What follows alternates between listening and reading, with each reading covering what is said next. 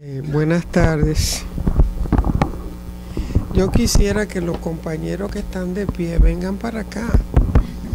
Aquí hay asientos, vengan. Vengan para acá. Siéntense por aquí. ¿Verdad? Ah, es para la cámara. Bueno, en primer lugar, muchísimas gracias por esta actividad que me llena de nostalgia, porque ustedes saben que yo soy una Dominican York y así me dicen. Yo llegué aquí en el 67, viví aquí 16 años y realmente me considero tan Dominican York como ustedes. Entonces cuando a mí allá me dicen, tú eres una Dominican York, yo le digo a mucha honra. ¿Ok? Porque siempre cuento que lo que yo soy hoy en día se lo debo mucho a esta etapa neoyorquina y después les voy a contar por qué. Pero antes quiero dar las gracias a los compañeros y compañeras que han organizado esta actividad, estas bellísimas flores, las palabras bellísimas de la compañera Rutinel y de la otra compañera que leyó uno de los poemas que me puso a pensar en aquello que le dijo Miguel Barnet al Che cuando se encontraron, que el Che le dijo algo y él le dijo, pero si el poeta eres tú. Y después de ahí salió una canción maravillosa que ustedes conocen que se llama así, Si el poeta eres tú, como dijo el poeta. Entonces muchas gracias, compañera, por las palabras y por estas flores. Dinora nos salvamos. Entonces, yo les decía que para mí la estancia en Nueva York fue muy importante porque yo creo la primera experiencia mía con otro tipo de realidad fue precisamente en emigración cuando llegué. Y el oficial de migración me dijo, ¿y what is this business of India Clara? ¿Qué es esta vaina de India Clara? Textualmente, no en la cédula de identidad. Y yo le dije, bueno, señor, ese es mi color. Y él me dijo, no, es que indio no es un color. Y entonces ya me puso a pensar, y ciertamente no. Teníamos una cédula, porque ya se mejoró eso, o se cambió, donde el negro y el mulato no existían.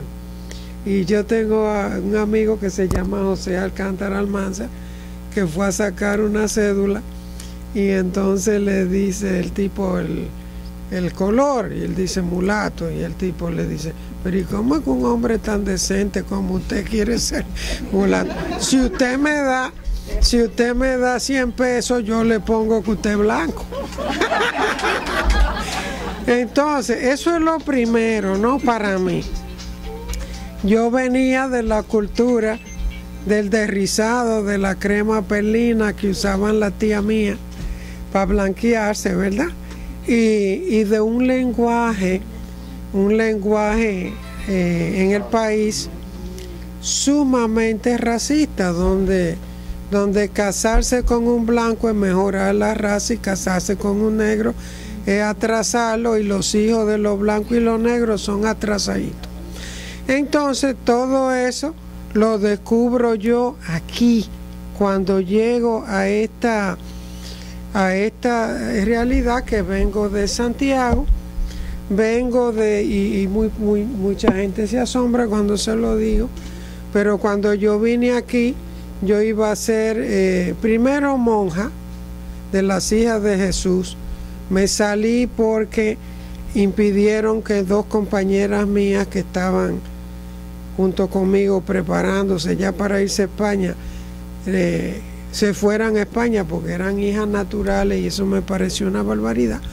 Y entonces decidí que iba a ser monja altagraciana como mis asesoras en la Juventud Estudiantil Católica. Yo fui dirigente nacional de la Juventud Estudiantil Católica y además iba a estudiar medicina.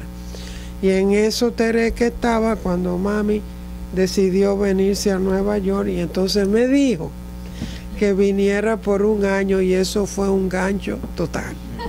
Porque cuando yo vine, evidentemente ella sola no podía mantener a sus 4 hijos aquí en Nueva York y yo tuve que asumir la responsabilidad de trabajar y estudiar para poderla ayudar. Y entonces eso se fue prolongando y complicando en la medida en que cada uno de mis hermanos también fue teniendo los problemas por los que pasan todas las familias dominicanas en este país.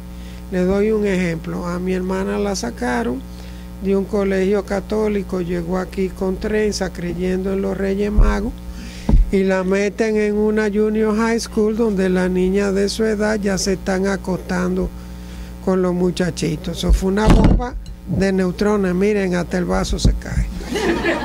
Y yo recuerdo que la primera vez que un muchachito invitó a mi hermana a salir, un muchacho italiano, mi mamá tuvo una crisis, quería averiguar quién eran los abuelos, tatarabuelos, eso cuánto, del muchacho que me imagino estarían en Italia, en Sicilia o no sé dónde. Y le digo, mami, no estamos en Santiago, que en Santiago a ti alguien se te acerca y enseguida le sacan una radiografía computarizada y dicen el papá era fulano, la mamá era fulana, esa es nieta de sutano, esa familia seria, no, eso no existe en Nueva York y eso crea su desastre. Yo fui a Brooklyn College como parte de un grupo muy selecto, éramos 8 dominicanos apenas, Ricardo, Sterling, un grupete. Y entramos porque en esa época se impuso a las universidades la ley de cuotas minoritarias. Por eso yo he defendido tanto el sistema de cuota en Santo Domingo, aunque me salen con unos sofismas increíbles. Yo le digo, las cuotas son siempre medidas remediales. Es decir, estaban todas estas universidades recibiendo fondos federales, pero eran excluyentes, no tenían minoría. Entonces el Estado impuso, toda universidad que quiera recibir fondos federales tiene que tener una cuota de latinos y de negros. Y así es como yo entro a Brooklyn College, prácticamente reclutada dentro de ese primer contingente.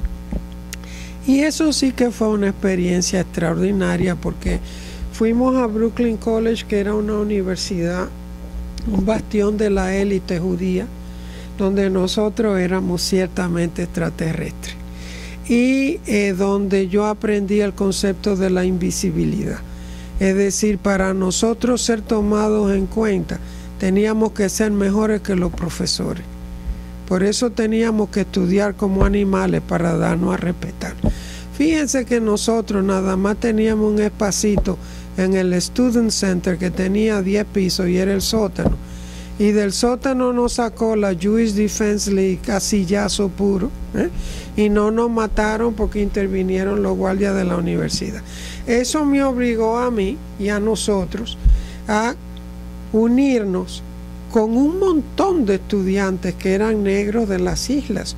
Hasta ese momento les confieso que para mí el Caribe era Santo Domingo, Puerto Rico y Cuba, es decir, las Antillas Mayores y desde luego hispanoparlantes.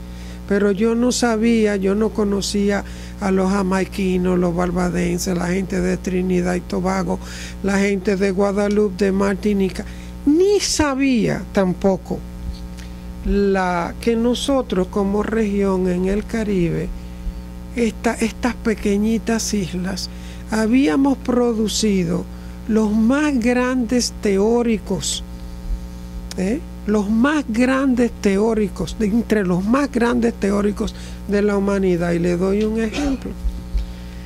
Es a un jamaiquino que se llama Marcus Garvey, que se le debe en este país, en Norteamérica, la creación de la primera asociación para el avance de la gente de color, quien introduce en los Estados Unidos el concepto de la igualdad de la gente negra. Es un jamaiquino, que viene aquí, se lanza a organizar, y no solamente aquí, en todo el sur de Estados Unidos y luego hasta en Costa Rica, en la comunidad del Limón, donde él fue también a organizar la gente negra. Pero es a un martiniqueño que se llama Frantz Fanon, que escribió un libro fundamental que se llama Los Condenados de la Tierra, que le debe África su liberación. ¿Por qué? Porque en un momento dado coinciden en París un montón de estudiantes asimilados, es decir, de países que eran colonias, y Frantz Fanon entre ellos, y se reúnen alrededor de un poeta senegalés que se llamaba Senghor, y que escribe un documento fundamental que se llama la Antología de Senghor, en la que participan Amílcar Cabral, el padre de la independencia de Guinea-Bissau, Agostino Neto, el padre de la independencia de Angola, Mario de Andrade, es decir, todos, fíjense qué belleza. La mayoría de los procesos de liberación de la África fueron liderados por poetas, porque todos estos son los grandes poetas del mundo africano y de la negritud. Dentro de ese grupo está también un poeta fundamental que escribe Cuadernos del Retorno al País, que es guadalupeño y que se vuelve uno de los teóricos del movimiento. Y entre ese grupo estaba Frantz Fanon, que lo que estaba estudiando era psiquiatría, y escribe dos libros que son dos clásicos para todo aquel o aquella que quiera saber lo que es ser caribeño. Él escribe, como les digo, Condenados de la Tierra, y escribe Máscaras Blancas sobre Rostros Negros. Y estos dos libros son la fundamentación psicológica de todo un movimiento de liberación que luego Paulo Freire, que es un gran educador brasileño con quien yo tuve el honor de trabajar en Guinea-Bissau en la primera reunión de los ministros africanos de habla portuguesa, que estaban discutiendo una manera de adaptar para esos países el método de alfabetización de Paulo Freire. Paulo Freire escribió un libro fundamental que ustedes deben de buscar, que se llama Pedagogía del Oprimido. Y a través de ese libro uno aprende cómo no puede haber opresión si uno no internaliza al opresor y lo legitimiza. Si uno no internaliza que uno es inferior, uno no puede aceptar que lo traten como inferior. Si uno no se internaliza como ciudadano de tercera clase o de cuarta o quinta, por ser negro, uno no puede aceptar el racismo. Es decir, el opresor vive dentro de nosotros, hombres y mujeres, y por eso es que todos los días hay que revisarse, y todos los días hay que autocriticarse, y todos los días hay que reflexionar, porque el ego nos juega unos juegos fatales, y entonces nos volvemos orgullosos, soberbios, discriminadores, poco generosos y poco solidarios.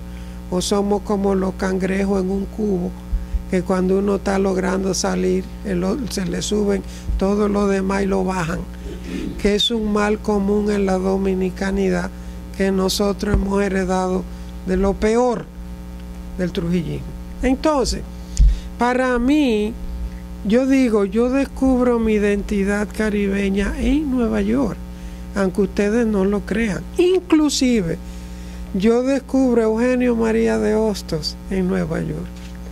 Y descubro al Juan Bosch Hostosiano en Nueva York, porque yo de Juan Bosch conocía su teoría política, pero yo no sabía lo que él había dicho en el 37, que él renació como ser humano cuando él leyó las obras completas de Eugenio María de Hostos, porque él se ganó un concurso que hizo Cuba para escribir esas obras, y en el proceso de escribirla él renació como ser humano, y de ahí su interés en la educación, de ahí su interés en la verdadera independencia. Entonces, siempre que hablo de Nueva York y mi etapa en este país, digo, yo nací en Nueva York realmente. Mi conciencia nació en Nueva York. Mi conciencia racial, mi conciencia regional como mujer del Caribe y mi conciencia nacional, y la de mujer llegó un poco más tarde, porque todavía no empezaba lo que se llama el método de análisis de género, que después yo le voy a explicar, y que lo único que hace es explicar cómo a partir de una diferencia biológica real entre el hombre y la mujer, el sexo masculino y femenino, se construyen dos identidades distintas, el de la femenina y la masculina, que es un proceso totalmente normal, si no fuera porque se construyen identidades desiguales. Y entonces, paralela a la construcción de la identidad. Señores, por favor, apaguen los teléfonos. Que lo pongan a vibrar. Lo pongan en vibración. Gracias. Aunque el odio de ustedes son mejores que lo de nosotros, porque lo de nosotros tiran una bachata y unos merengues que paran el tráfico. Entonces les decía que en base a esa diferencia biológica se construyen estas dos identidades que son distintas, y las mujeres están diciendo, sí, nosotros celebramos que somos distintos, el único problema es que son dos identidades que se construyen de manera desigual, en perjuicio de nosotras, claro está. Entonces, armada con esa maravilla que yo aprendo en Nueva York, donde me salva la condición de poeta, porque ustedes saben que el poeta o la poeta vive asombrado, la verdad. Y entonces, ¿qué pasa? Vienen pan y te embisten, digamos, los racistas. Entonces tú lo miras con curiosidad, como si tú fueras un extraterrestre. Y tú dices, diablo, mira lo que me está haciendo este tipo. Y entonces tú entras en un proceso enseguida como de, ¿y qué será lo que motiva a este tigre o a esta tigre? ¿Y qué se tigre? Entonces lo que tú estás ahí, en vez de darle un sillazo, que es lo que tú tienes que hacer, tú estás tratando de entender, y eso te libera a ti de muchísimo resentimiento y de muchísima violencia, porque tú siempre estás asombrado. Aquí está una compañera que no me deja mentir, que es Dinora Cordero, que me reclutó a mí en los primeros años de mi inocencia, cuando todos éramos felices e indocumentados, para el Comité Pro Defensa de los Derechos Humanos en la República Dominicana, que hizo una labor sistemática de denuncia de los crímenes del Balaguerato. Fue la peor época. Recuerden que en 12 años Balaguer mató 10.000 dominicanos, y que entre esos 10.000 dominicanos y dominicanas estaba la crema innata de la juventud pensante del país. Por eso hemos pasado tanto trabajo, porque para que surjan nuevas generaciones hay que esperar y hay que construir y hay que sembrar. Pero ahí mataron a Minabel y a Otto y a Mauri y a todos estos muchachos y muchachas que eran la lumbrera del país, y nosotros hicimos un trabajo sistemático durante 12 años de denuncia de esa dictadura, lo cual me valió a mí, entre comillas, un impedimento de entrada en el país, que me quitó luego el gobierno de Guzmán. Eso es una historia que uno nunca cuenta allá, porque allá, decía un amigo mío, que allá hay demasiado héroe y demasiado heroína, están a dos por chele. Y además porque a todo el mundo se le olvida que estamos muy cerquita, muy lejos de Dios y muy cerca de los Estados Unidos, y que usted se pone a sacar su ficha patriótica en los Estados Unidos, están tácata, y cuando usted viene a ver, le dan su tablazo, y es porque usted se puso a decir lo que no tenía que decir. Como aquí no hay ningún agente de inmigración, pues yo lo puedo decir. Todos somos hijos de Duarte. Bueno, entonces volví con esa conciencia a Santo Domingo y ya no podía ser igual, porque yo salí feliz e indocumentada, más bien muy inocente sobre mi propia sociedad. Y cuando yo regreso, yo regreso, como yo digo, con los lentes que me permiten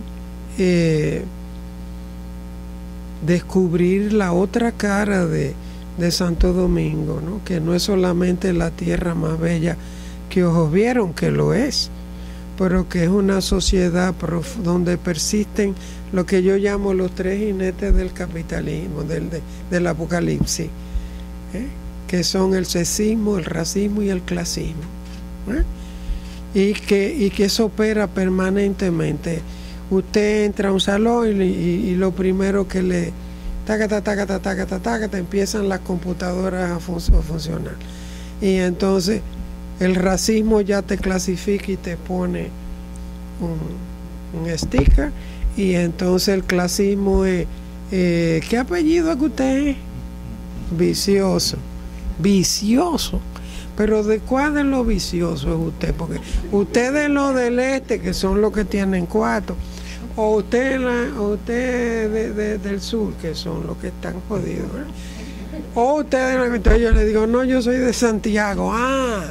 Entonces no saben, dime. Entonces ya ahí te meten el otro sticker, ¿no? Y después está el del sexismo, como yo les digo, que es un problema que tenemos las mujeres dominicanas y que es producto de nuestra socialización. Y no somos las mujeres dominicanas, las mujeres a través de la humanidad. Es decir, a nosotros se nos ha socializado para ser ciudadanas de segunda clase. Desempeñamos las funciones fundamentales para la procreación y preservación de la humanidad, para el cuidado de la especie, que debería ser lo más valorado en una sociedad. Pero como nuestro trabajo no tiene valor económico, ni figura en la historia, ni figura como trabajo. Entonces usted le dice, y eso es un taller que yo hago permanentemente con las mujeres campesinas, ¿usted trabaja? No. ¿Cómo usted no trabaja? No, el que trabaja es mi marido. ¿Usted me podría hacer el favor de describirme su día? Bueno, yo me levanto a las 5 de la mañana, pongo el café, despierto a marido, despierto a los muchachos para prepararlos para ir a la escuela, me pongo a hacer el desayuno, baño y visto a los muchachos, los siento a desayunar. Después que ellos desayunan, el marido se va para el trabajo, los muchachos se van para la escuela, yo pongo la habichuela a hervir, los frijoles, y entonces aprovecho mientras están hirviendo para barrer, trapear, pasar paño, quitar polvo, y entonces preparo la comida. Y luego viene el marido y los muchachos y comen. Entonces yo vuelvo y friego, el marido se vuelve para el trabajo, los muchachos se van a jugar o hacen la tarea, y yo aprovecho la tarde para lavar o para planchar cualquier ropa que te lava y que no se me atagua ahí acumulado. Y a las 5 de la tarde yo pelo los plátanos, los pongo a hervir, y entonces yo preparo la cena. Y entonces a las 6 ellos vienen y cenan, y entonces yo recojo todos los platos en la cocina, yo friego, y entonces lo dejo todo ordenado y le digo a marido, usted me va a necesitar ahí esta noche. Calculen. Esto es de 5 de la mañana a 10 de la noche. Entonces esa mujer trabaja 16, 17 y 18 horas diarias, y ella no lo considera ella como trabajo porque fue socializada para eso. Ella cree, ¿verdad? Por orden divina, porque eso nos enseña la iglesia, o por la cultura, que es lo que le enseña. Entonces uno le dice a los hombres, compañeros, Si ustedes tuvieran que pagar una niñera, una sirvienta para que limpie la casa, una cocinera, que actualmente es lo que hacen los burgueses. Ustedes saben que en la casa donde hay cuarto hay 5, 6, 7 trabajadoras domésticas. Una para que cocine, una para que lave y planche, y una para que se acueste con usted. Usted no tendría 4 con qué pagarla. Y el Estado dominicano, cualquier estado del mundo, tampoco tendría dinero para pagar los primeros 5 años de socialización de la especie. Procreación y socialización. Porque en esos primeros 5 años la mujer, la madre, es el elemento fundamental que socializa ese niño y esa niña y lo prepara para su entrada a la escuela y su entrada al mundo. Fíjense que el Estado dominicano no ha podido generalizar un año de educación preescolar para todos los niños del país. Dice que no tiene dinero. Imagínense si tuviera que pagar 5 años de educación preescolar, que es lo que hacen las mujeres en el mundo entero. Entonces las mujeres no entienden la función fundamental que juegan en la sociedad y el valor que tiene su trabajo y su función en la sociedad. Y se han tragado el cuento de su inferioridad y le han dejado el ámbito del poder al sexo masculino. Déjeme decirle que lo que voy a decir ahora no se aplica a los hombres que están aquí, que son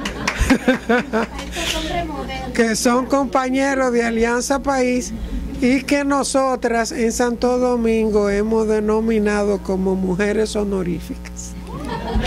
¿Por qué? ¿Por qué son mujeres honoríficas? Porque les atribuimos los mejores dones de las mujeres, es decir, la ternura, la delicadeza, la solidaridad, la inteligencia, la maravilla. Ustedes ven que tenemos una autoestima allá arriba. Y entonces formalmente lo declaramos y los hombres se ríen muchísimo cuando se lo decimos, porque cuando yo digo aquí todos somos mujeres, incluyendo los hombres, ya me evito el él, ella, nosotros, nosotras, ellos, ella, y los incluyo a ustedes. Los hombres generalmente protestan, pero históricamente nosotras hemos estado incluidas en el género masculino. Fíjense, los derechos universales del hombre y las mujeres, ¿dónde están? Los derechos universales del niño y las niñas, ¿dónde están?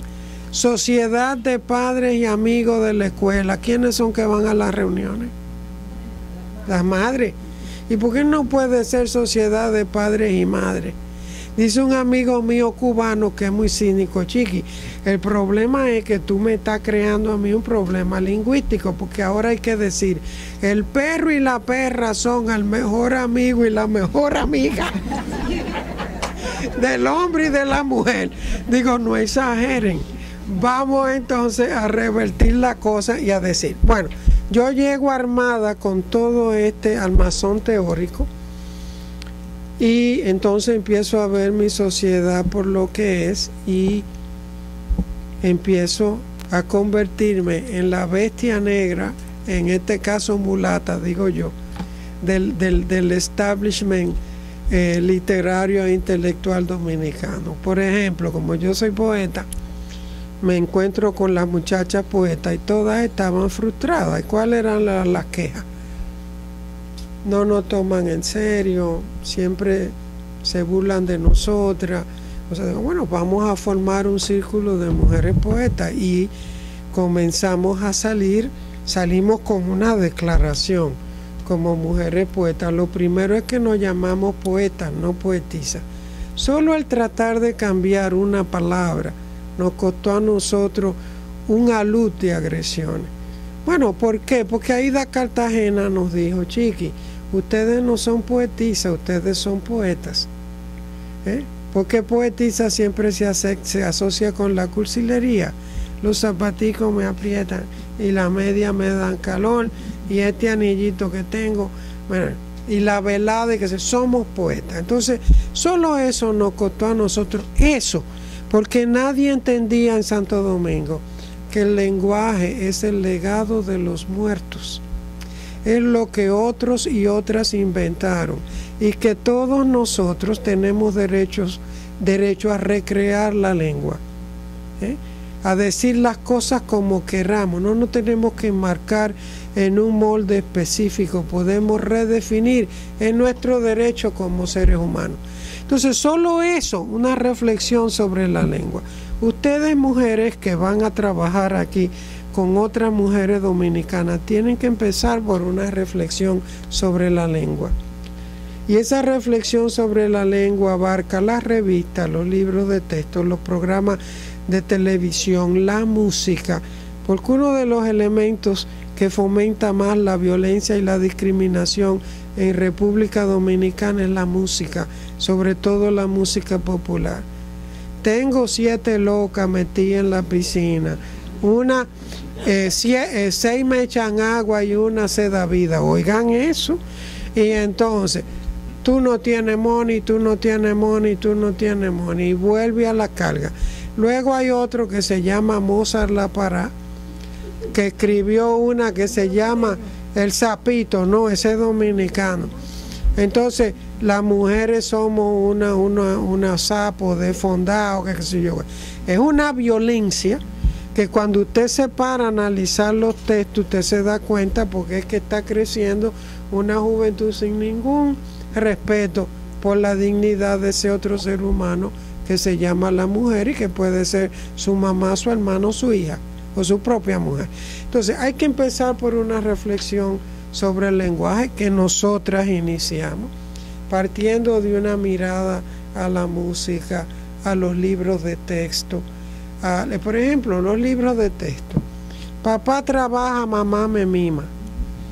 Y ahí volvemos a introducir el menosprecio del trabajo doméstico como trabajo. La clasificación, yo vivía peleando con mami porque yo llegaba medio muerta de cansancio de la universidad, pero yo le preparaba la cena a mis hermanos. Pero mami, ¿por qué ellos no me la pueden preparar a mí también?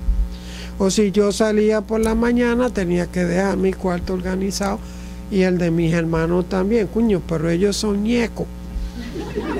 Entonces, un debate, vamos a dividir, porque si yo cocino, él no friega, o viceversa, si él cocina, él no friega. Y luego mami tenía un sistema de clasificación insólito. Mami decía, a Fidelio hay que hacerle un altar.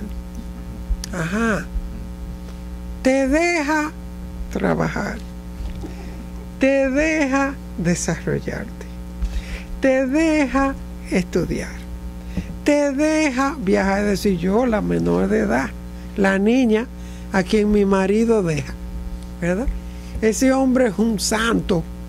Hay que hacer, ajá, ok. Entonces, oigan la otra. Esa cuñada tuya no tiene remedio. ¿Por qué? Siempre está estudiando, siempre está viajando, siempre. Pero mami, si fuera ella la hija tuya y no yo, tú no te das cuenta. Las mujeres dominicanas también somos enemigas de las mujeres. Mujeres, amarren su gallo, amarren su gallina, que mi gallo está suelto. Oh, pero ¿y qué es eso? ¿Y si esa gallina fuera la hija tuya? ¿A ti te va a gustar que el gallo de fulano te la pise? No. Entonces, hay que meter elementos de reflexión en todos los planes, y ahí empezamos a hacer un trabajo sobre el racismo.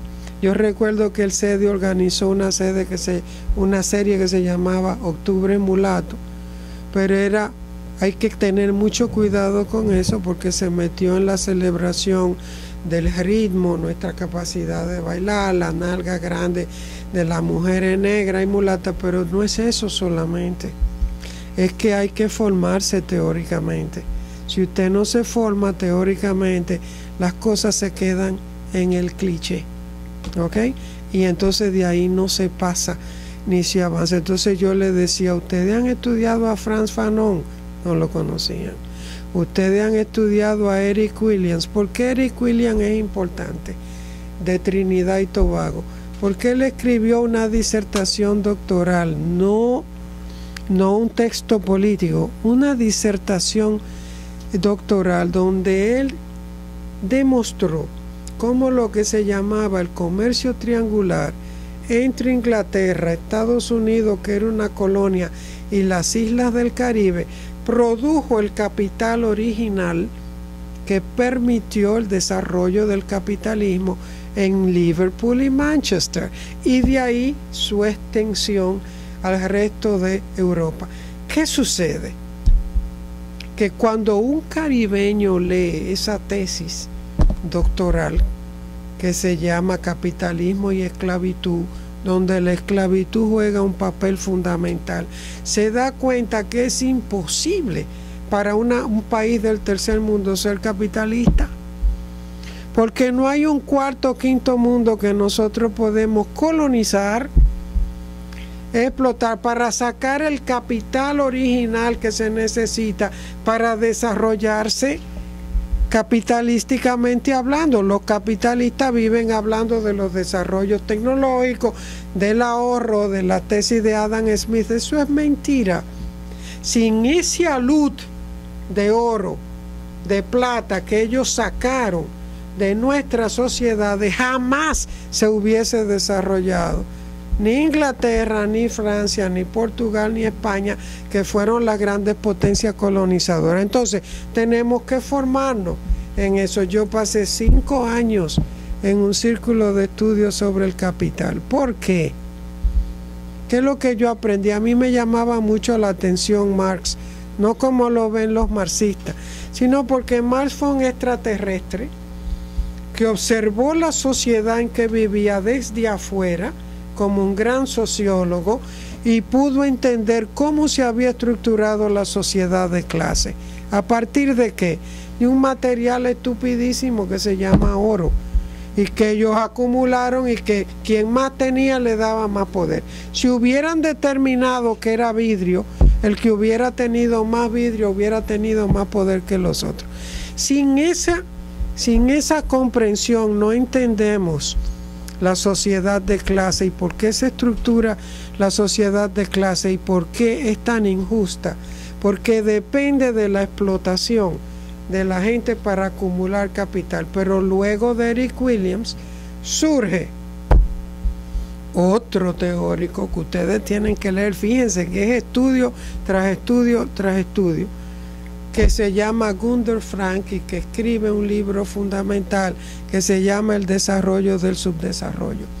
¿Y qué es lo que él demuestra? Que el mismo proceso que se da entre la metrópolis y las colonias se da entre la capital de nuestros países y el interior. Por eso nuestras ciudades son macrocefálicas. La capital es inmensa, con 3 millones de habitantes, y se nutre del campo. Y es un cuerpo raquítico, el campo mandando todo para.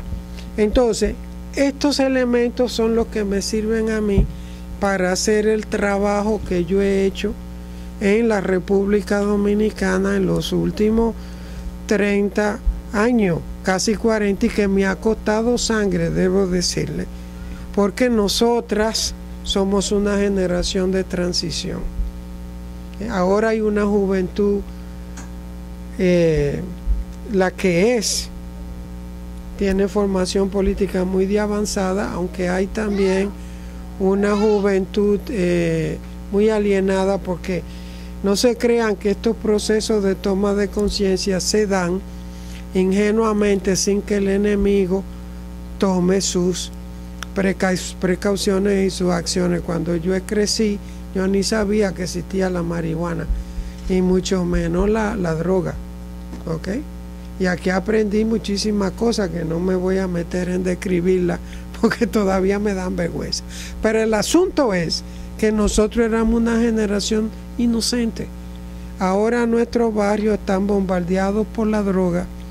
Hay 40.000 puntos de droga, 40.000 declarados por la Dirección Nacional de Drogas en el país. Cuando un muchacho se mete en la droga no tenemos nada que hacer porque ya no hay. Antes los compañeros y compañeras se instalaban en los barrios a hacer un trabajo de socialización y de concientización, y ahora es muy difícil porque han trasladado a Santo Domingo la modalidad de las gangas barriales como aquí en los Estados Unidos por otro problema, que es otra bomba de neutrones que Estados Unidos está metiendo en nuestra sociedad, que son los deportados. Para darle un ejemplo, en un pañuelito como es El Salvador, al Salvador, Estados Unidos deportó en un año 76,000 presidiarios, y entre los 76,000 había muchísimos muchachos que eran líderes de las llamadas maras de Los Ángeles y San Francisco. ¿Qué hicieron esos muchachos? Llegar a un país donde no tienen trabajo, no conocen a nadie, están desarraigados, y encontrar un terreno fértil en la orfandad, en la miseria. Y ahora hay un ejército de maras en Centroamérica con 300,000 miembros que puede derrotar a cualquier ejército. Entonces a nosotros nos están deportando entre 25 y 30,000 muchachos y hombres de las cárceles de este país a una sociedad donde hay una altísima tasa de desempleo, hay una gran pobreza, y entonces empiezan a surgir modalidades de criminalidad para las cuales no tenemos recursos. Eso con la droga. Podemos tener una actitud moralista frente a la droga, pero es para esos muchachos es vender droga o morirse, porque no hay empleo, porque son muchachos que no terminaron la escuela primaria, los expulsó el sistema. ¿Qué van a hacer? Son familias completas que viven de la venta de droga. Entonces cuando el Estado los empieza a cazar, porque allá hay una guerra civil soterrada que todos los días mata a muchachos jóvenes populares negros en llamados intercambios de disparos. El año pasado fueron 600 y pico de muchachos, prácticamente 2 por día. Yo vivo denunciando eso allá porque estamos violando todas las convenciones que el país ha firmado. La Convención contra la Tortura, la Convención de los Derechos Humanos, la Convención de los Derechos... Hay una guerra soterrada. Y entonces entramos también en esa denuncia. Claro que uno no le va a caer simpático, como le digo, al establecimiento de clase ni al establecimiento, pero el amor está en la gente. Y una de las cosas que yo comprobé ahora como candidata a vice, que fue lo mejor que me pudo suceder en la vida, es que en Santo Domingo hay 2 países. Este que se está desintegrando, que es el que vemos todos los días en la prensa, con la droga, el intercambio de disparos, los asaltos, la inseguridad ciudadana, los problemas en el sistema, y el país del interior que sobrevive, donde la gente se levanta todos los días a trabajar, todavía compra su casita a plazo, adorna su casita con lata de salsa de tomate, con matica. Yo lo sé porque yo me hospedé, yo hice una gira de 2 meses por todo el país, me quedé en la casa de los compañeros y las compañeras que me hospedaron en su casa, me alimentaron, me llevaron a todas partes, y la gente, yo fui con ellos a misa. Yo vi las viejas tradiciones de mi infancia, por ejemplo las de mayo, que es con flores a María, la gente llevando su mata del patio para llevársela a la Virgen. Yo vi toda esa maravilla, yo vi que todavía persiste una inocencia y que todavía hay un país. Y es porque hay un país que yo decidí aceptar la propuesta de Alianza País de ser su candidata cuando me lo pidieron. Y en segundo lugar acepté porque estaba hastiada de una campaña electoral donde todito éramos huérfanos e imbéciles, porque necesitábamos un papá y una mamá, aunque los jóvenes sarcásticamente decían, sí, yo quiero una mamá, pero en su sentido triple y cuádruple, ¿verdad? Pero todos éramos unos imbéciles y retrasados mentales que necesitábamos un papá y una mamá que nos acogieran y nos guiaran y nos protegieran. Y yo dije, pero ¿y qué es esto? Este es un país lleno de gente pensante, gente inteligente, gente con educación, gente crítica. No necesitamos un papá y una mamá, necesitamos un programa de gobierno que sea muy claro y que diga qué es lo que vamos a hacer en el campo de la educación, de la salud, de la igualdad, del empleo. Y además dije que estaba harta del papel que hemos desempeñado las mujeres en la política. Primero aceptando un 33% de cuota cuando tiene que ser un 50%, porque somos 52% de las votantes, porque tenemos que aceptar un 30%. En segundo lugar, aceptando lo que pasa después que los partidos ganan el poder con nuestro voto, porque somos 52% y nadie gana sin la mujer. ¿Qué es lo que pasa? Que siempre nos dan los dos ministerios que se asocian a las funciones de las mujeres, educación y salud. Pero ven acá, en Brasil, en Ecuador, en la Argentina, los puestos son ministeriales 50% y 50%.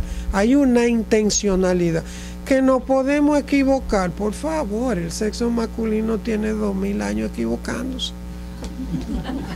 Ahí están todas las guerras y todo lo que ustedes han visto, una guerra liderada por una mujer en alguna parte del mundo, no. Entonces, si reclamamos nuestro derecho a equivocarnos.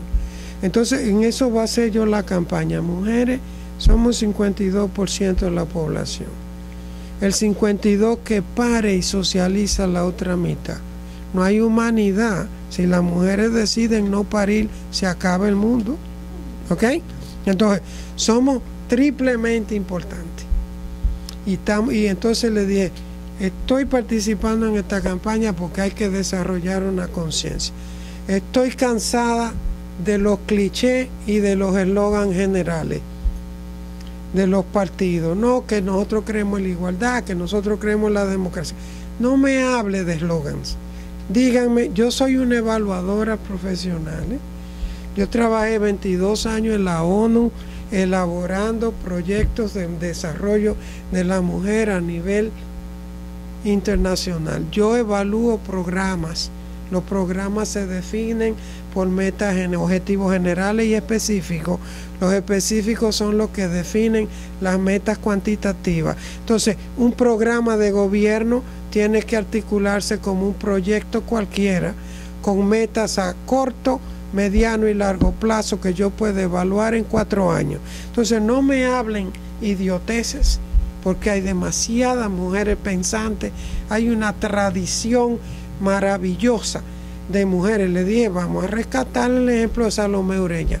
No va a morirnos como ella a los 43 años de tuberculosis y de asfixia moral, pero vamos a rescatar el ejemplo de Cilia Bebín, que fue una mujer de armas tomar y mandó a poner la bandera en media asta en todas las escuelas en Santiago cuando nos invadieron, y tuvo una posición valerosa hasta el final de su vida. Nos vamos a rescatar el ejemplo de esa mujer y vamos a rescatar el de Mamá Tingó y vamos a rescatar el de... Y son esas mujeres las que tenemos que estudiar. El de Rosa Duarte, somos duartianos, pero déjenme decirle una cosa. Sin Rosa Duarte, Duarte no llega ni a la puerta de la casa. Porque Rosa Duarte es que además cofundó con Duarte la Sociedad La Trinitaria, trabajó en las obras de teatro contra la fuerza de ocupación, se hizo modista para mantener a Duarte y a toda la familia cuando a Duarte lo empezaron a cercar y a destruir, y emigró con él a Venezuela, y hasta el fin de su día fue el tronco de esa familia. Si ustedes se leen los apuntes de Rosa Duarte, se dan cuenta de la inteligencia, la capacidad crítica, la capacidad táctica y estratégica de esa mujer. Entonces yo le digo a Guillermo, sí, vamos a hablar de Duarte, pero vamos a hablar de Rosa Duarte. Y el año que viene que es el año del bicentenario, vamos a celebrarlo a los dos, porque sin ella Duarte se hubiera muerto, ¿ok? Por lo menos de inanición, porque fue ella que lo mantuvo, lo apoyó, igual que Salomé Ureña mantuvo a ese bandido de marido que fue Francisco Enrique hasta el último día de su vida.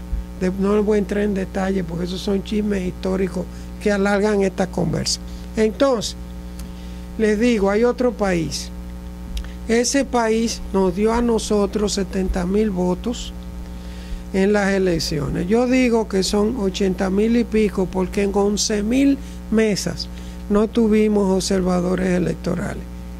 Y si pensamos que había un voto en cada una de esas mesas, uno, tenemos 11,000 votos más. Así es que yo calculo. Entonces yo estoy partiendo de que tenemos 80,000 votos. La importancia de, ustedes no se imaginan la importancia que ese hecho ha tenido. Recuerden que Bosch y el PLD en las primeras elecciones sacaron 18,000 votos. Y después en las segundas elecciones subieron a 80,000. Y en las terceras elecciones subieron a 300,000. Y así fueron. Entonces nosotros entramos como fuerza independiente y sacamos 70,000 votos, que yo calculo en 80,000. Déjeme decirle que la luz, el corredero que se ha armado después de eso, es impresionante, no damos abasto. Solamente en las primeras 2 semanas después de las elecciones, nosotros recibimos como 900 solicitudes solo del distrito de gente que quiere entrar formalmente. Un grupete de artistas quiere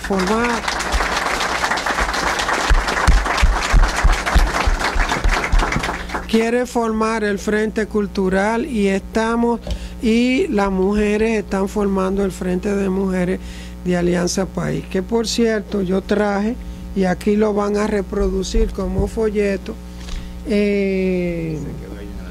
un módulo de capacitación en género que yo preparé hace muchos años y que se lo he dado al movimiento feminista para entender lo que es lo que se llama el método de análisis de la dimensión de género, porque eso es un método de análisis como lo es el marxismo, un método de análisis de cómo se estructura la sociedad en clases y cómo opera.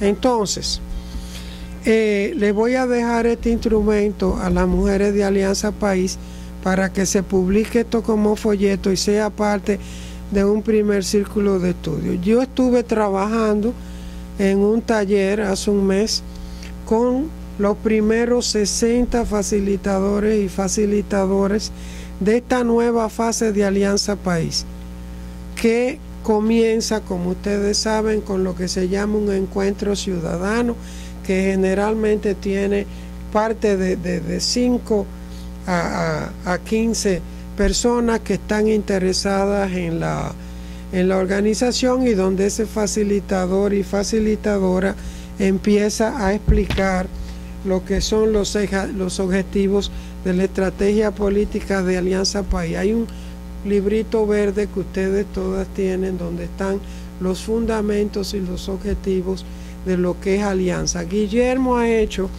un trabajo muy, ¿cómo te diría yo?, muy pedagógico con ese librito y lo hemos dividido en 4 folletos. 4 folletos que además tienen una serie de preguntas de reflexión. Y es con esos 4 folletos que vamos a trabajar, a organizar los primeros encuentros ciudadanos. Guillermo ha diseñado esto como un sifón, una boca grande donde se pasa del encuentro ciudadano al grupo de simpatizantes al grupo de militantes y ya se integran a la institución. Fíjense, a la organización. Estamos trabajando simultáneamente en el módulo que lo vamos a imprimir por millares para hacer una capacitación en género, porque eso es un ABC de Alianza País. Y les voy a dar una buena noticia a quienes provenimos de la izquierda. Para entender cómo se estructuran las sociedades de clase, vamos a introducir, estamos produciendo también unos folletos sobre el materialismo dialéctico, porque hay que entender los orígenes del capitalismo, y quien mejor lo explicó fue Carlito Marx. Se pasó 16 años en una biblioteca en Londres, le salieron folúnculos en la nalga, pero se pasó 16 años estudiando para poder escribir su texto El Capital. Todo lo demás que ustedes escuchen sobre Carlito es una imbecilidad. Él ni escribió sobre religión, ni escribió sobre esto de que yo te dije sobre líneas políticas, ni que tú eres maoísta y tú eres prorruso y tú eres pro Cuba. Eso sería la negación del marxismo. Marx era sobre todo un científico, un sociólogo por excelencia, y escribió un método de análisis de la sociedad. El que tiene, la que tiene los lentes del marxismo, los lentes del análisis de género puestos, entiende cualquier sociedad del mundo, desde la de Nepal hasta la propia, porque nada más tiene que llegar a un país, mirar y detenerse para darse cuenta cómo está estructurada esa sociedad en términos de clase, cómo opera, qué lugar tienen los hombres y las mujeres en esa sociedad, qué lugar tiene la juventud. Son instrumentos de análisis y cada aliancista tiene que formarse en eso. En la introducción al materialismo, al pensamiento dialéctico, se está haciendo en base a un texto fundamental que se llama El Estado, que escribió Nelson Moreno Ceballos.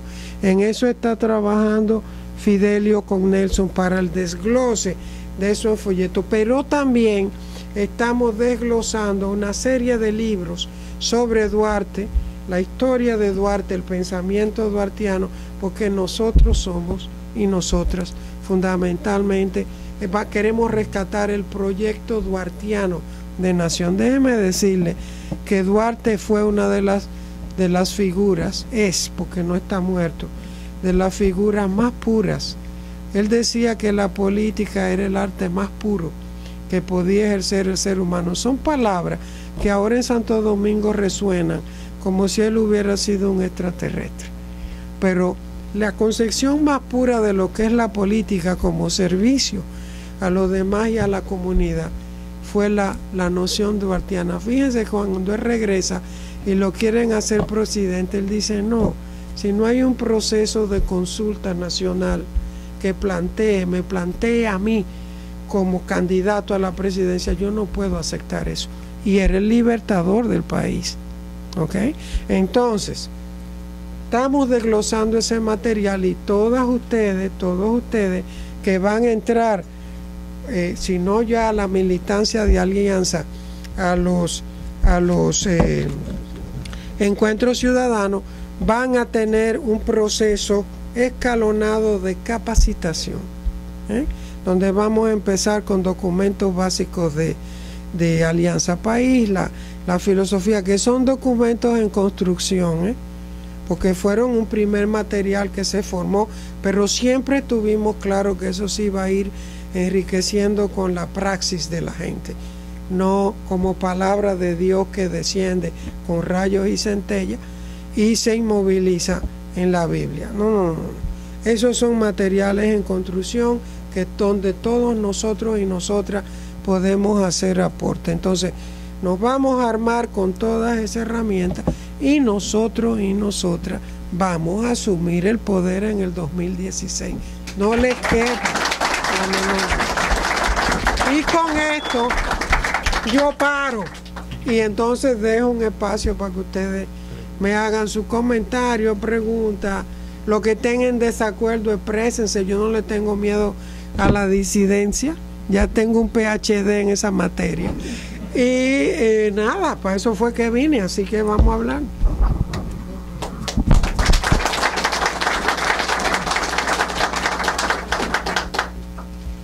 Vilma, espera, a Vilma, tú eres la encargada de darle espacio, de darle los turnos. Pero ponte por aquí para que...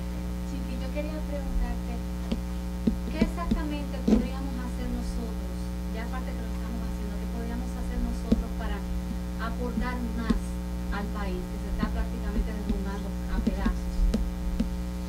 Bueno, yo creo que ya ustedes hacen bastante, déjame decirte.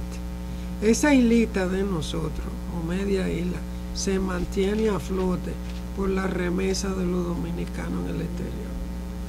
Déjeme decirle que las remesas que ustedes envían son un presupuesto paralelo en la República Dominicana. Es decir, solamente el turismo y posiblemente la minería ahora genere tantos recursos como generan las remesas.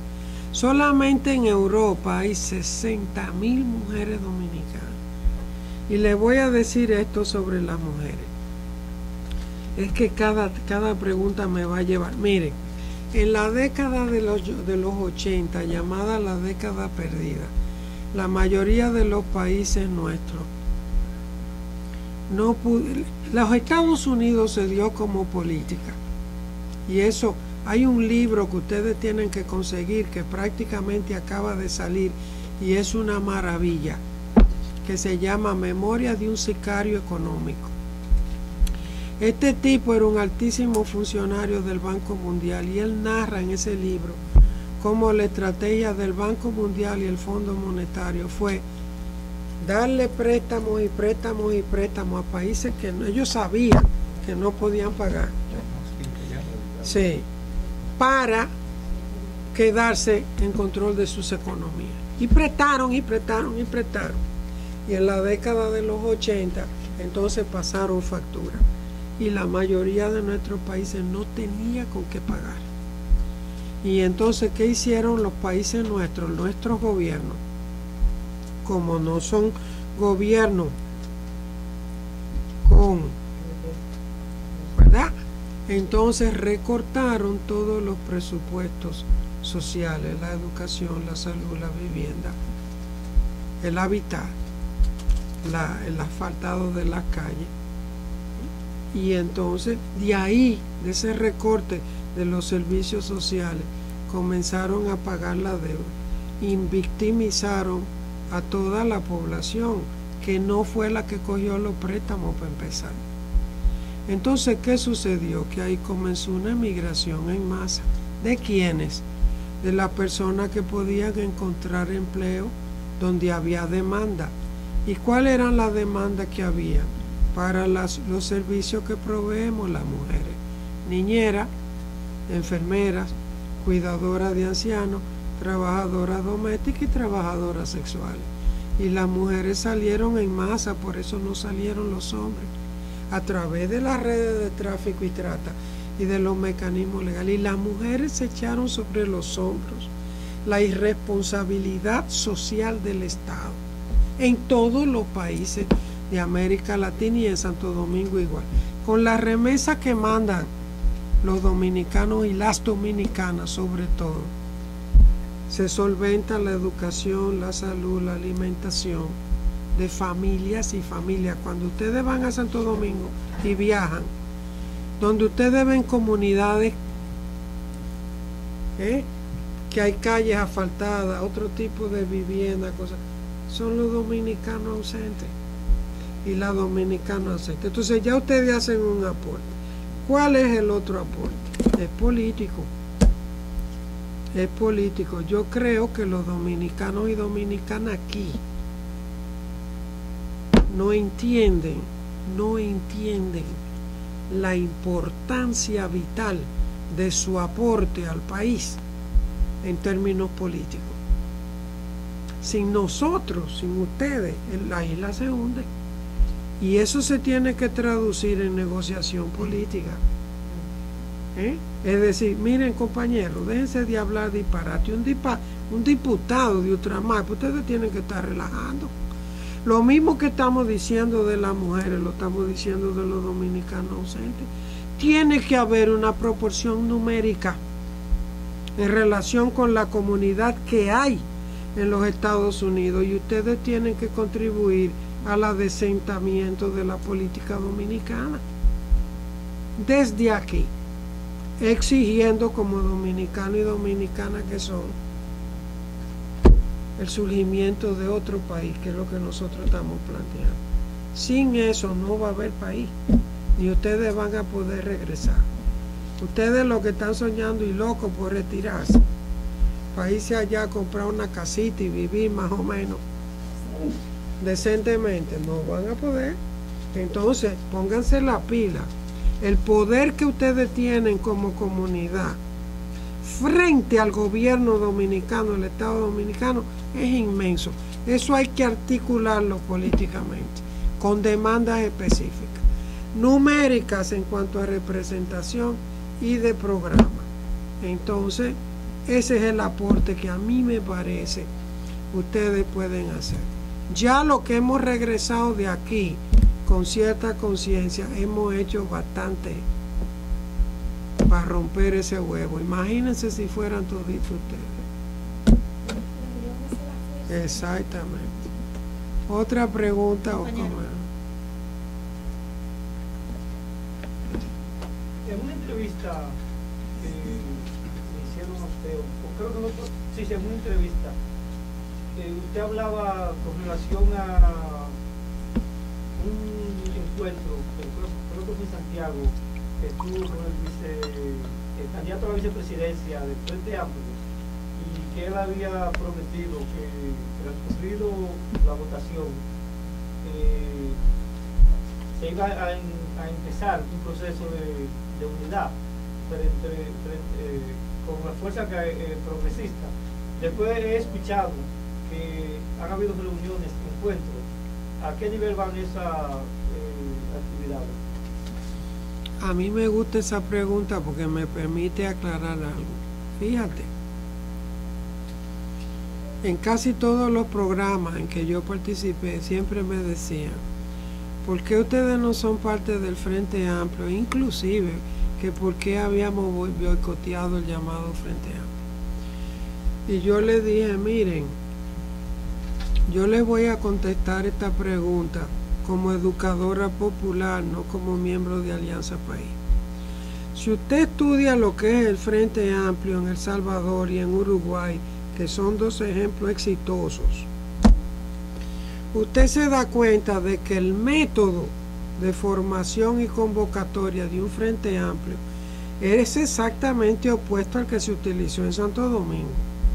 Primero usted convoca un Frente Amplio, no solo de la izquierda, de todas las organizaciones civiles, progresistas, que están feministas, todas las que están trabajando en la sociedad. Y de manera conjunta, ese conglomerado de organizaciones comienza a definir la base de un frente. Y después, esas organizaciones se van a trabajar en sus comunidades y en el pueblo con la idea, la propuesta de un frente. Y evidentemente que quien tenga más impacto en esa propuesta debería liderar el frente, por cuestión de mera justicia. Cuando nos convocan, nosotros propusimos esa metodología, pero ya nos convocan con un programa y un líder que se ruye.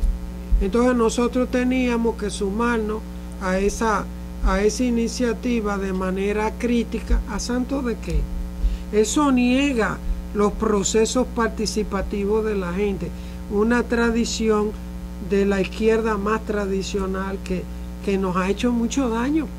¿Tú me entiendes? La gente es la que tiene que definir el programa y sus objetivos. Entonces, primero eso. Y luego vino una campaña muy desgraciada, donde a nosotros se nos acusó de boicotear el frente, cuando ni siquiera se nos invitaba a las reuniones. Cuando se lanzó la idea del frente en un hotel, nosotros nos enterramos el día antes. Y Fidelio fue donde uno de sus ideólogos y le dice: pero compañero, ¿y qué es esto? ¿Por qué Alianza País no ha sido convocada? Pero entonces mandaron al mismo día del evento una tarjetica por abajo de la puerta que mandaran 2 delegados, ni siquiera Guillermo. Cuando Fidelio va, descubre, primero se asombraron de que fuera Fidelio en su silla de ruedas.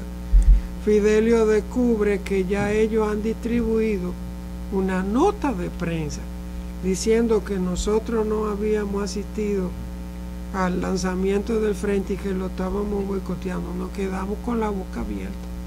¿Te entiendes? Ahora, después, debo decirlo, y no de manera triunfalista, de esta pela que le dimos, porque todo ese llamado frente no sacó ni 15,000 votos y nosotros sacamos 70,000 como fuerza, lo cual demuestra que nuestra posición era la posición correcta como fuerza alternativa. Ahora Narciso Izaconde está llamando a una especie de frente de oposición y los estamos escuchando, es lo más que te puedo decir. Yo no, cuando salí del país, porque tengo ya varias semanas fuera, no supe todavía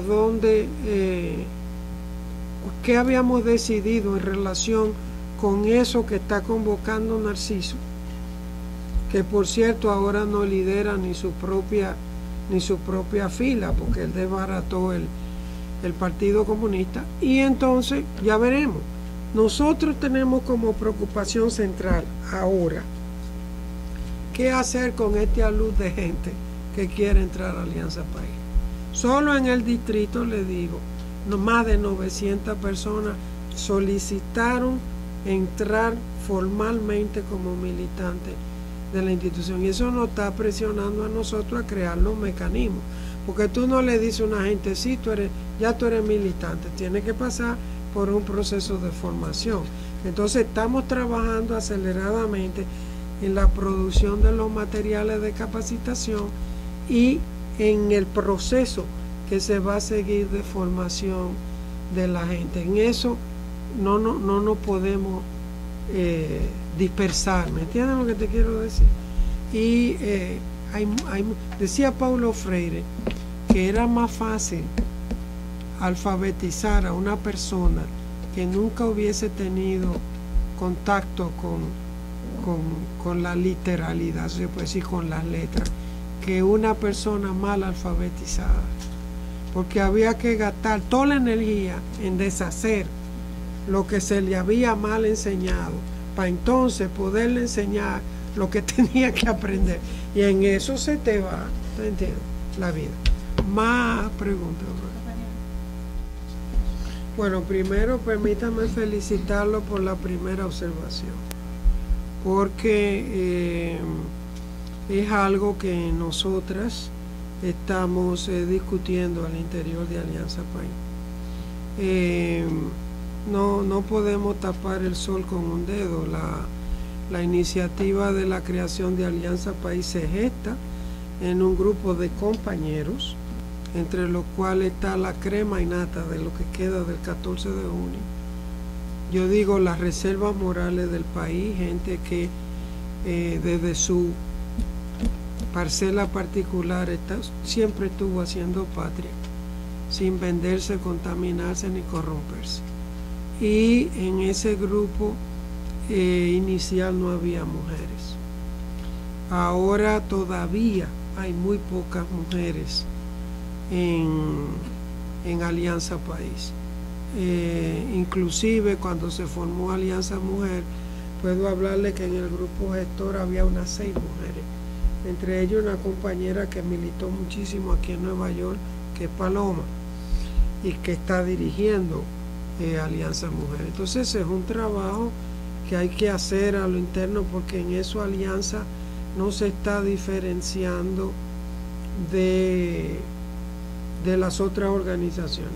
Creo que fue un paso de avance de Guillermo buscarme a mí, porque yo sí tengo fama de feminista y tengo un larguísimo historial de trabajo con las mujeres en lo que es la dimensión de género, y al hacerlo él sabía que necesitaba esa mirada, y él ha hecho un esfuerzo inmenso, debo decirlo, él mismo, en el lenguaje, en todo, con respecto a eso, y está casado además con una mujer extraordinaria que es ahora Celeste Fernández, que es de una pieza. Entonces Eso es un proceso y lo estamos trabajando al interior.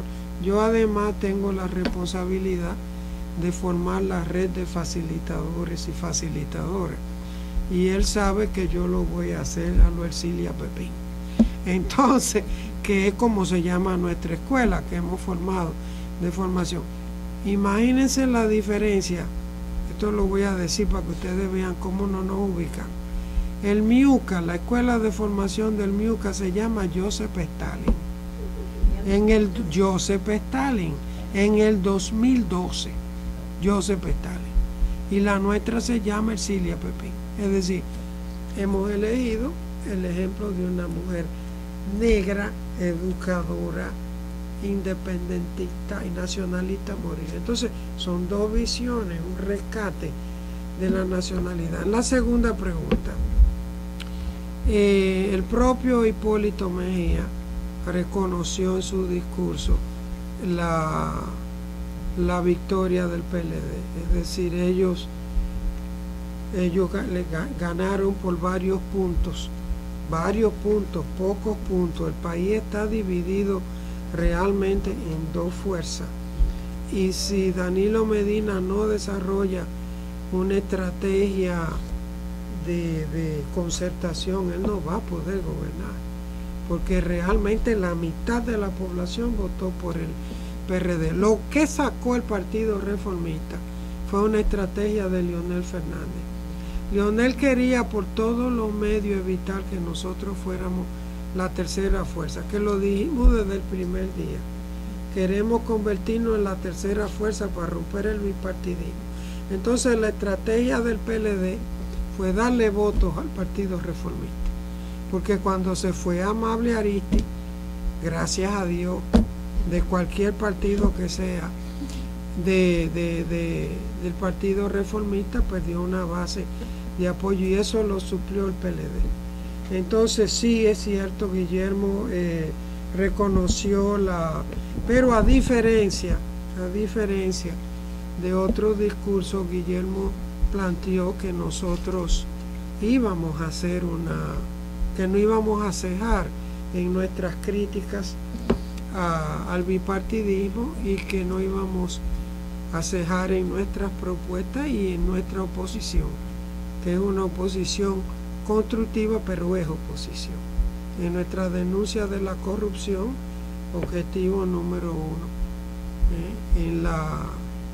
en la denuncia de la desigualdad en todos los planos, genérica y económica, en nuestra denuncia de las violaciones al medio ambiente, ahora sobre todo con la Barrigol, que nos va a destruir los 5 ríos más importantes del país, porque la gente no entiende que el oro no se bebe, ¿verdad? Y entonces Guillermo aceptó que había ganado, pero entró con lo que era nuestra posición y va a ser nuestra posición frente al nuevo gobierno. Y eso te puedo decir, no porque sea aliancista, que es cualitativamente diferente a lo propio que hizo Hipólito. Hipólito no condicionó, y pudo haberlo hecho en ese momento, teniendo la mayoría, sí, la masa que tiene el PRD. No dijo en ese momento, muy bien, ustedes ganaron por esto y esto, pero esto es lo que nosotros planteamos y esta va a ser nuestra línea. No lo hizo. Entonces, todo es un proceso de aprendizaje.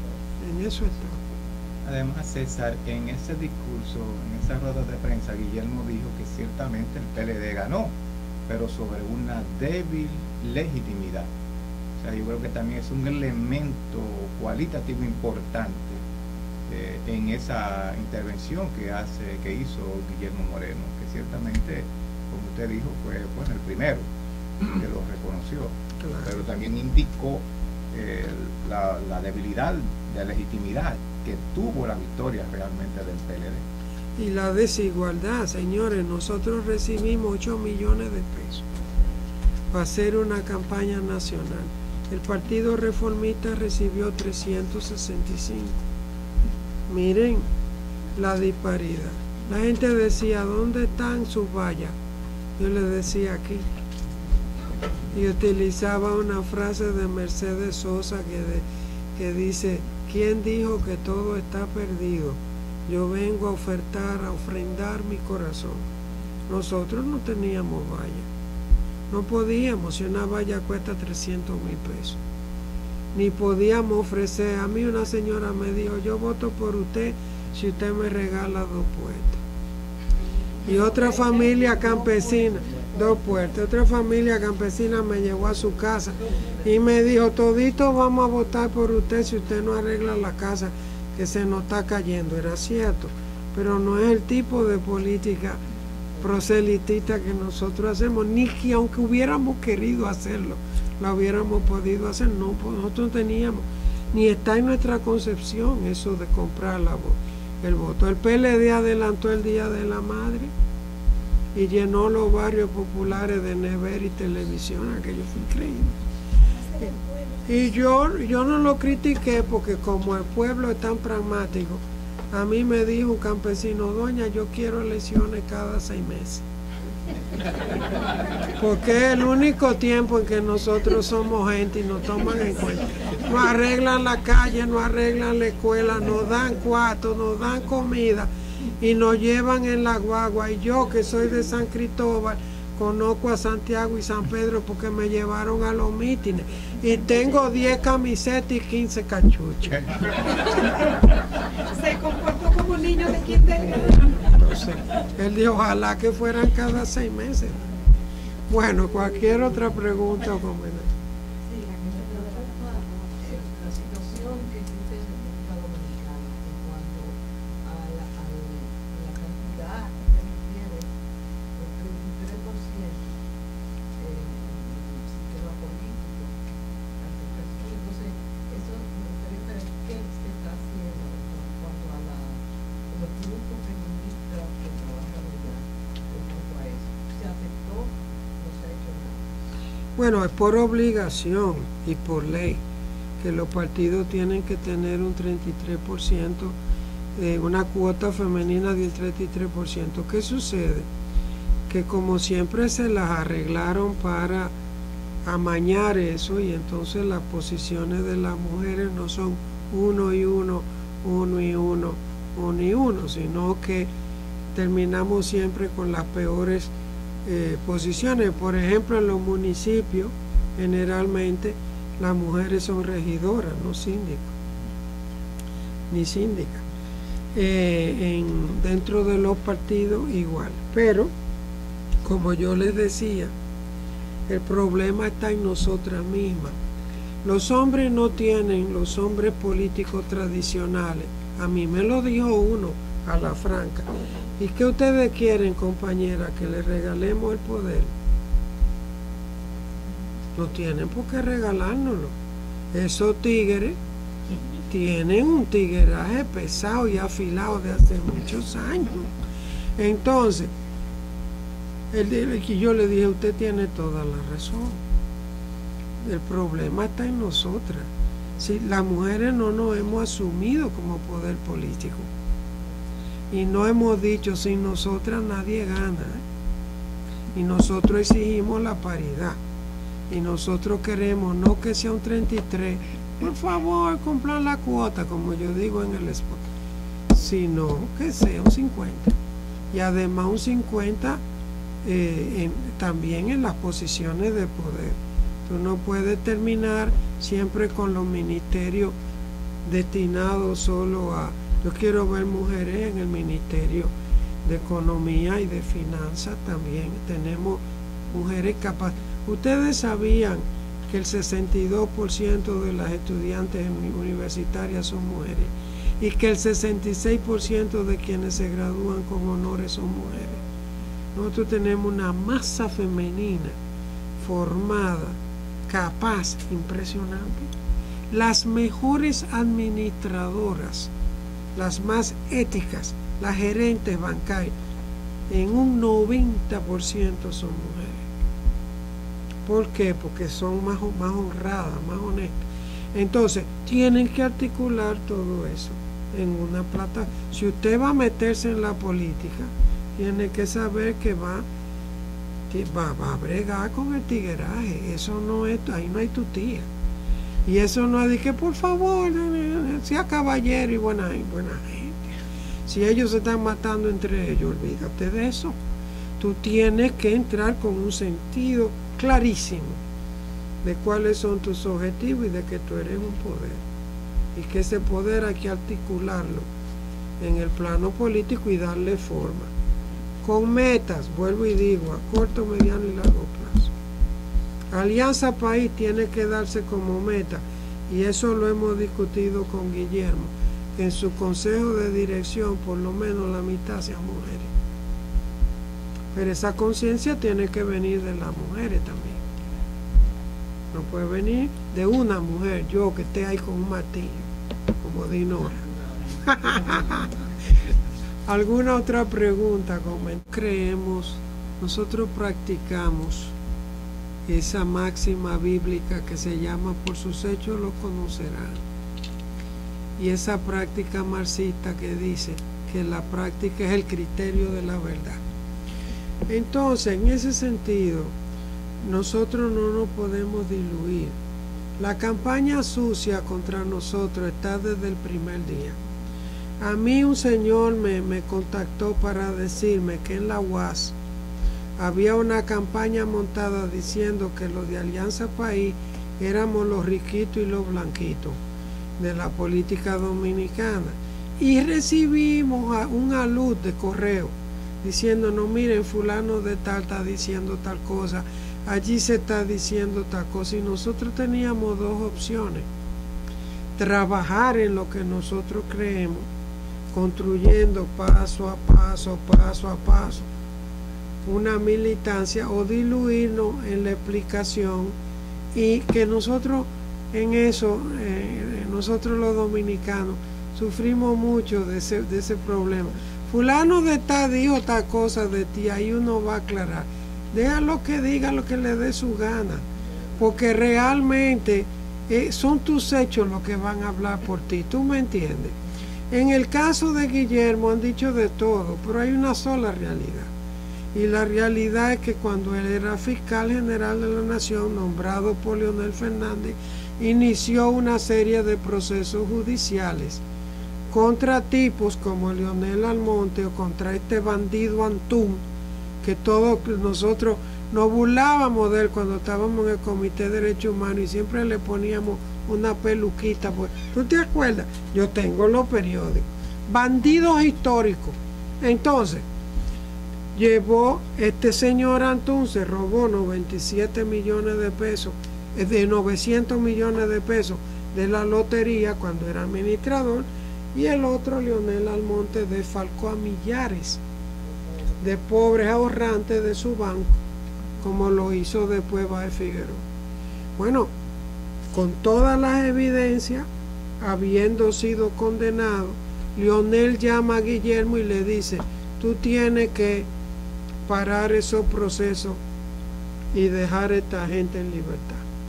Y entonces Guillermo le dice, y tú estás violando la ley como presidente de la República, porque tú no estás supuesto a intervenir en este proceso, y además tú me nombraste a mí para que yo lo lleve a cabo de acuerdo a lo que manda la ley dominicana. Y al otro día lo destituyó, tan simple como eso. Y a partir de ahí ha mantenido su línea. Nosotros, la oposición, la calumnia es siempre proporcional al éxito. Mami siempre me decía, Chiqui, si tú quieres ser feliz, sé mediocre. Porque nadie se mete con lo mediocre. Nadie se mete con el que no está luchando por cambiar las cosas.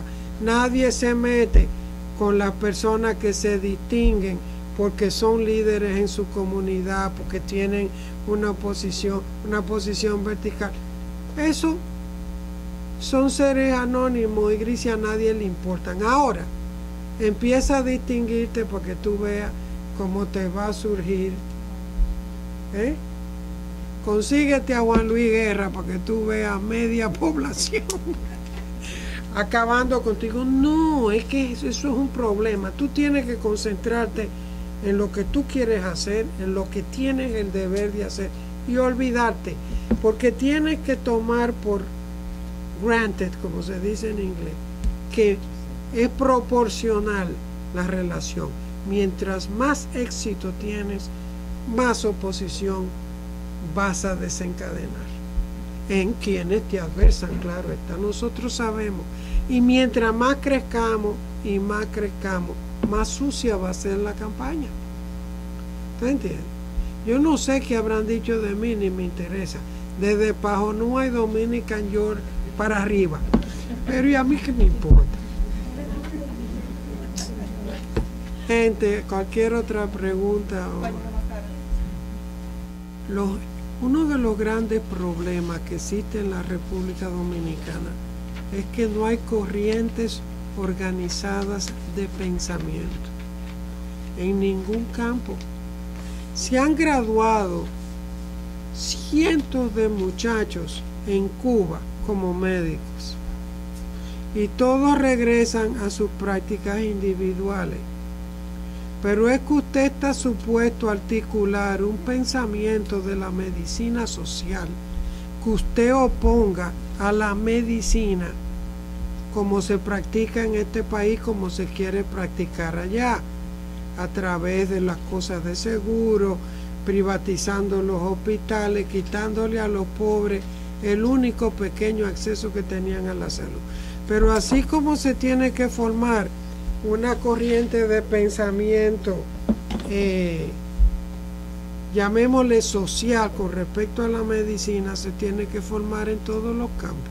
En el campo educativo tú tienes 5 o 6 pensadores, Ibelice Prat, el propio Antinoe, la gente del Centro Bono, qué sé yo, pero es que hay que articularlo en una corriente de pensamiento que se anteponga a la corriente de pensamiento reaccionaria, que esa sí está articulada.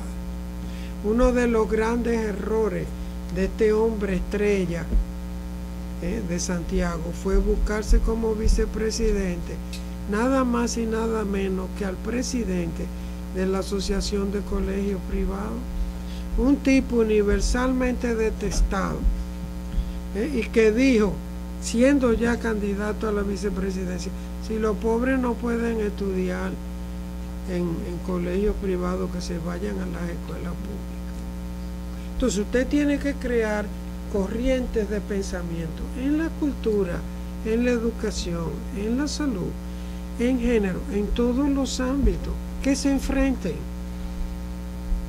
que produzcan, que generen, que dinamicen la formulación de nuevos pensamientos, que es un proceso permanente y dinámico, ¿te entiendes? Creativo. No hay que temerle a la oposición. Cuando surge la oposición, nosotros la denostamos. Entonces todos los que están contra nosotros no sirven y son unos HP y no piensan imbéciles. No. Vamos a debatir. Por eso yo dije, cuando a mí me nombraron como vicepresidenta, bueno, vamos a discutir con Margarita, porque yo quiero saber si ella piensa. Hasta ahora, yo no estoy segura de si ella es un producto mediático, porque es un producto mediático. Yo la quiero ir articulando su pensamiento y vamos a discutir cómo íbamos a discutir con Luz María, que tenía la ventaja de que Luz María y yo nos conocíamos desde hacía décadas, porque esa venía de MUDE, Mujeres en Desarrollo, y era una feminista y sabía exactamente de lo que estábamos hablando. Entonces hay que debatir, hay que crear líneas de pensamiento. Allá los intelectuales son un gueto.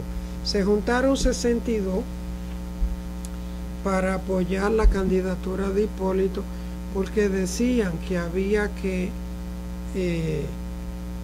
apoyar al PRD para evitar la dictadura constitucional del PLD. Ahí estaba Catrén, César Pérez, un grupetón. Y yo me encuentro con César Pérez, cuando Amable Ariti Castro se mete al PRD. Y le digo, César, ¿y cómo tú vas a bregar ahora con Amable, este ladrón congénito de Héctor Rodríguez Pimentel, que así mismo lo definieron?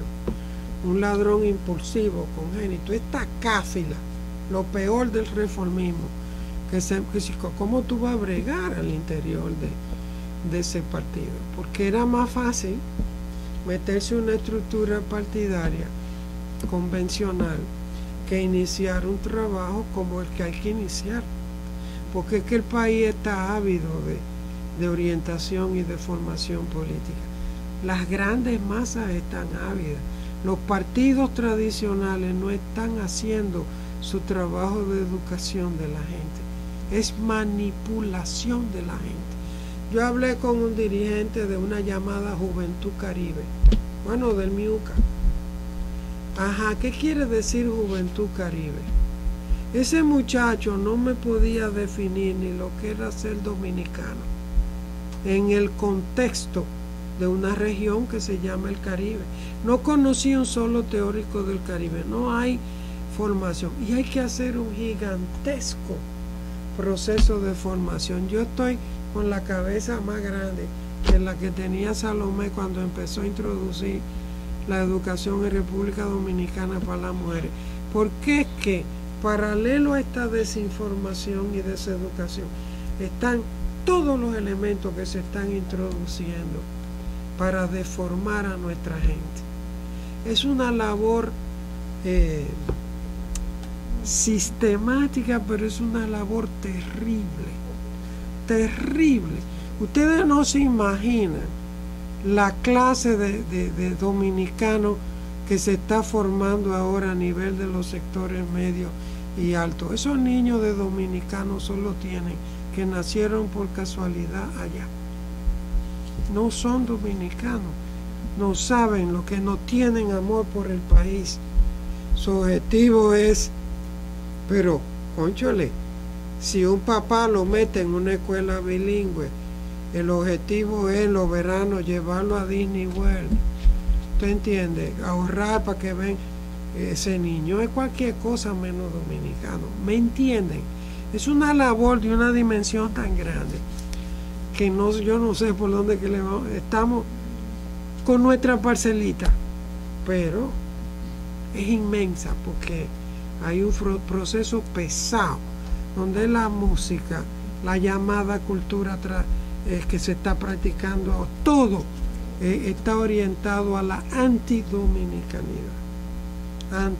a lo antinacional, a un desprecio por Duarte, un chivito a todo, un iluso homosexual que se fue para Venezuela, se deprimió a hacer vela.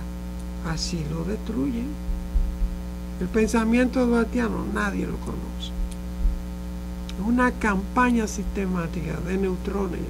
Yo, por ejemplo, que he dirigido, organicé y dirigí el programa de capacitación contra el tráfico y la trata de mujeres, que es una de las grandes tragedias de la humanidad hoy en día, el tráfico y la trata de seres humanos, para todos los fines, inclusive el mercado de órganos.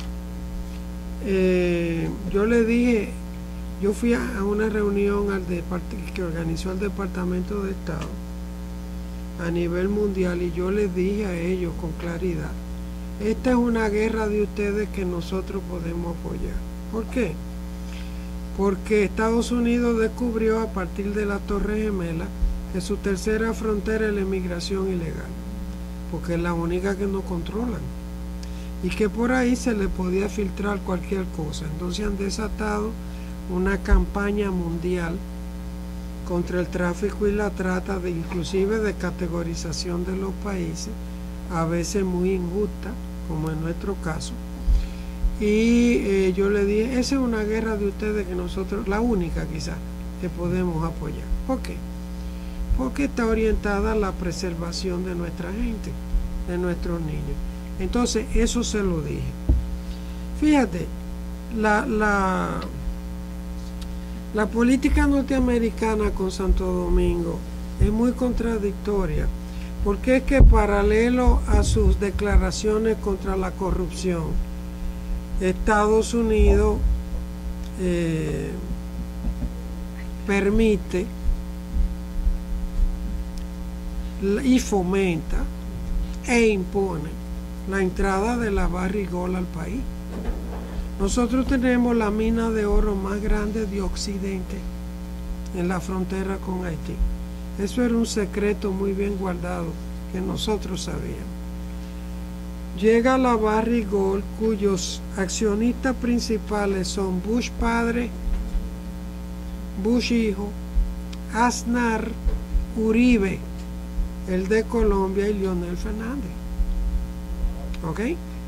Entonces, ellos saben, esa gente llegaron a Cotuí y esa zona precedidos del Ejército Nacional.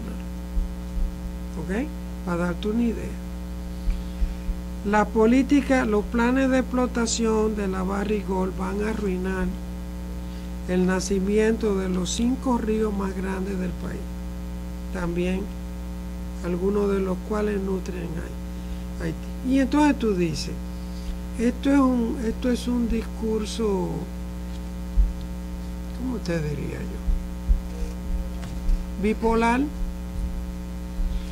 Porque es que, ok, tú estás diciendo, ellos saben que la corrupción eventualmente va a acabar con lo que queda de constitucionalidad en el país. Porque es que estamos viviendo en un estado en Santo Domingo. Me informaba un compañero cuando venía del reciente juicio de un policía que mató a un muchacho en Salcedo, en San Francisco, donde entran 20 policías a rescatar a su compañero del juicio y lo sacan.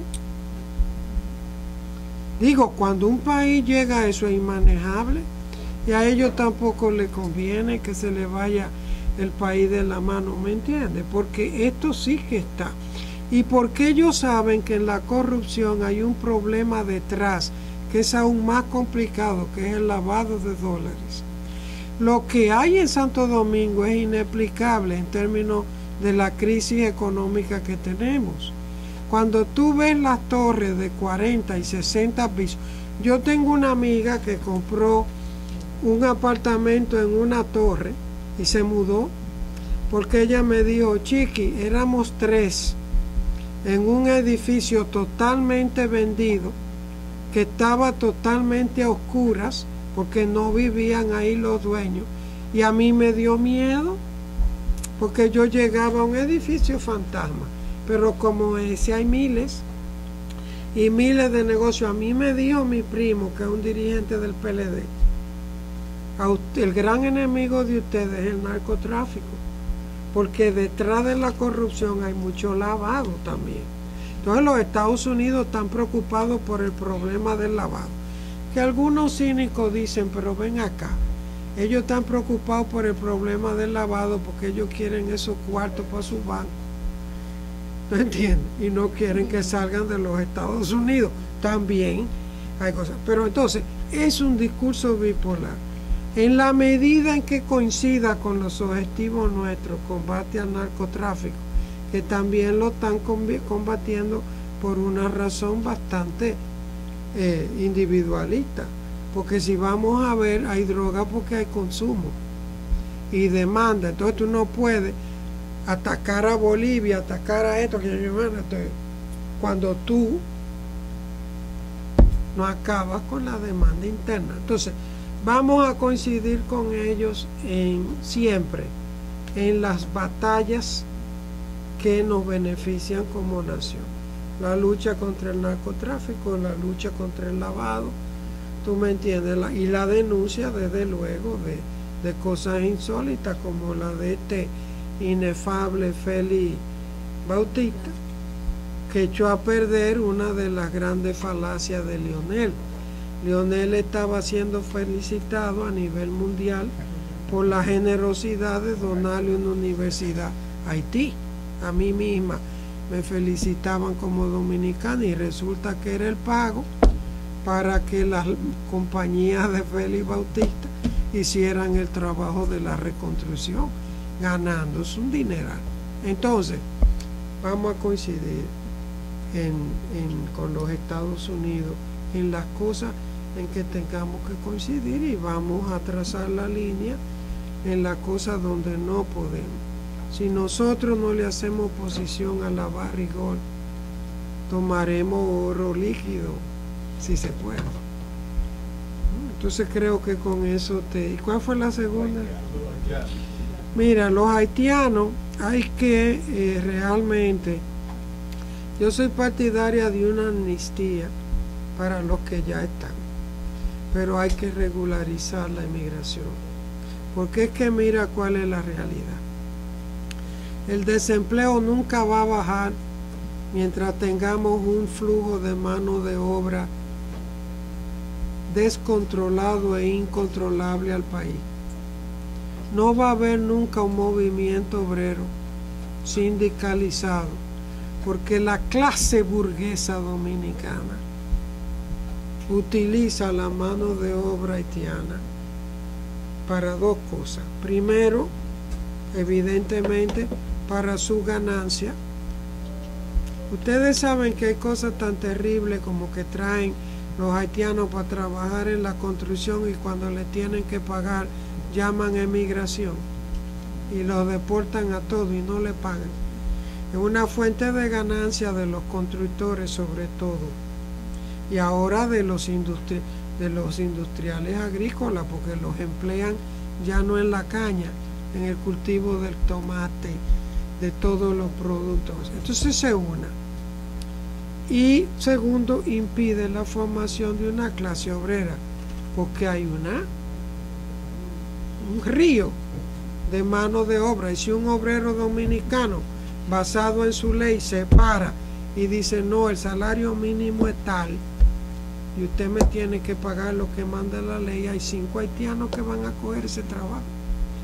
Entonces hay una hipocresía, y eso es lo que más me molesta a mí. Hay una hipocresía en esta clase que, representada por los Vinchos y compañía, articula un discurso ultranacionalista de derecha, anti-haitianista, cuando ellos saben que si la burguesía dominicana fuera nacionalista, estas cosas no estuvieran sucediendo. Ahora tú dices regular la inmigración, pero es que Haití, les advierto, es un estado prácticamente inexistente. Nos está pasando con los niños. Ok, estamos rescatando a los niños y las niñas de la calle. ¿A quién se lo devolvemos? No hay una sola institución en Haití que tenga programa con la infancia, desde orfanatorio hasta hogares de tránsito, hasta